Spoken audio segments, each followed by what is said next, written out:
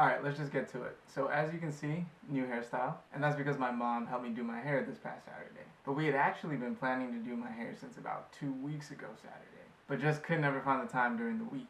But I wanted to talk specifically about one day, I think it was Friday, because we had planned to twist my hair that morning. But I ended up getting back late from the park, and my mom had a meeting in the early afternoon, so it wasn't looking like it was gonna happen again.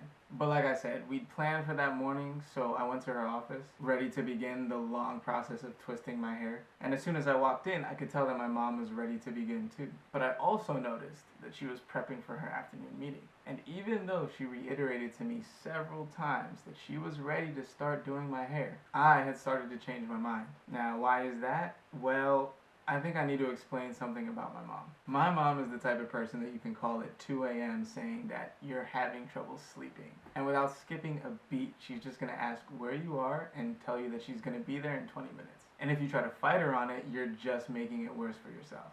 She's coming. So basically, my mom is the type of person that will drop all of her personal concerns in a heartbeat if you come to her with a concern of your own. And I know this all too well because she's been doing that for me for 29 years. So when I saw her prepping for her meeting that morning, I thought that if we continued with the appointment, she would immediately drop all of her prep work to do my hair and end up not having enough time to fully prepare for her meeting. And I didn't want to be the cause of that, so I took it upon myself to make the decision to postpone again. And she asked me several times if I was sure, and each time with almost a growing hint of frustration in my voice, I would confirm, yes, let's just twist it tomorrow. And so my mom agreed with a smile, and I went back to my room to do my own work. But for some reason, I actually felt bad about the exchange I just had with her, and I couldn't figure out why.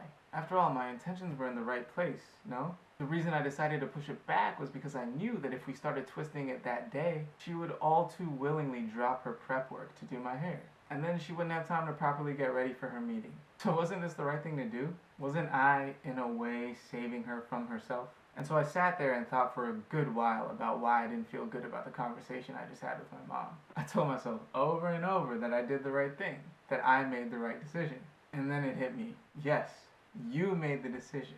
You took it upon yourself to make the decision for the both of you. You had an agreement that you had reached together, and therefore any further decisions about that agreement should be made together. But instead, I took the decision completely out of her hands and made an ultimatum, justifying it to myself in my head by thinking I was saving her from herself. And so I had to think to myself, alright, even if my intentions are good, even if I'm just trying to help, do I ever truly have the right to make a decision for someone else? And I think we all know a little bit what it's like for someone to make decisions for you, to take your autonomy over yourself away from you. And I don't know everybody, maybe some people respond well to that, and they might be okay with it. But I know that this action truly bothers me, and that I react very immaturely when someone tries to make a decision for me. I mean, I will straight up cut my nose to spite my face in response. I will literally drive myself further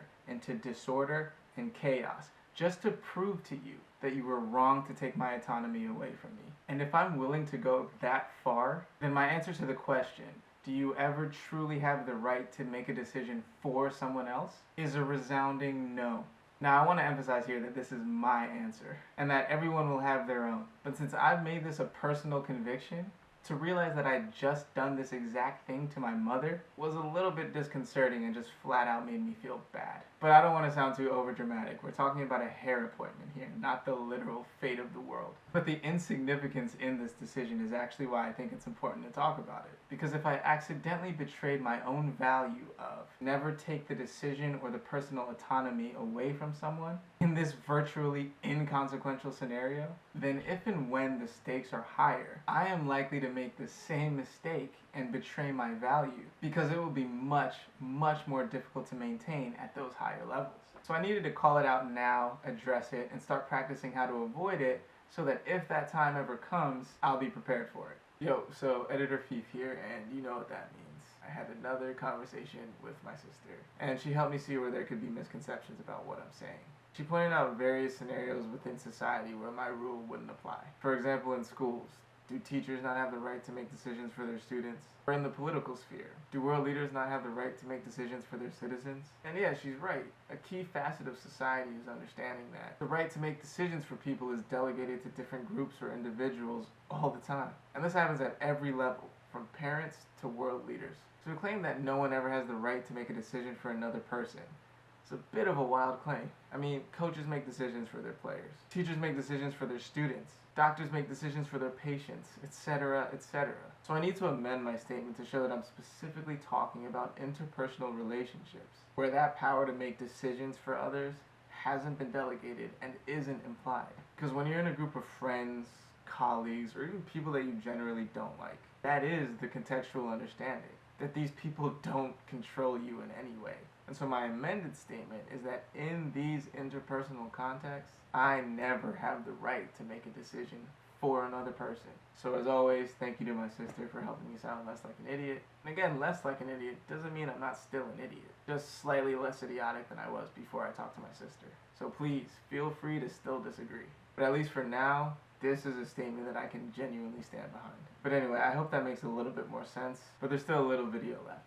So let's get back to it. Now, initially I wanted to apply this bad decisions from good intentions concept macrocosmically and address how I think a lot of the negative actions we see publicly today may have come from noble and good intentions. And I think if we learn to recognize that, then the nature of our public discourse might change.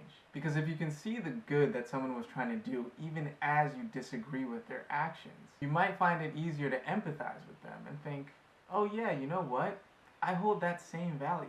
And so while I disagree, I can't really call you evil or hateful or spiteful or any of those other buzzwords that we use to diminish our ideological opponents. But I think I'll save all of that for another video. For now, I'm satisfied with just calling myself out and apologizing to my mother. I should also say that after I realized what I was doing, I went back to her, explained where I was coming from, apologized, which she of course refused to accept. And then we both made the decision to postpone till Saturday. And if you weren't already convinced of my mother's inhuman humanity, she actually thanked me for considering her when I made the decision, because she recognized my intentions even though I acted inappropriately. And so I made this because I wanted to show myself how good intentions can sometimes lead to harmful decisions. So it'll always be important for me to check myself and not justify my actions just because I had good intentions. But yeah, I think that's it for this one. As always, I hope you got something valuable from this, even if that thing of value is your belief of how incorrect I am. Because even identifying what you believe to be false will one day help you find what you believe to be true. And I hope you get there just as I hope I get there one day too. So all the best in your journey, and again, if you're watching, I cannot thank you enough for allowing me to express myself to you. I truly, truly appreciate it. But anyway, I'm out, and as always, I'll see you in the next one. Thanks. Put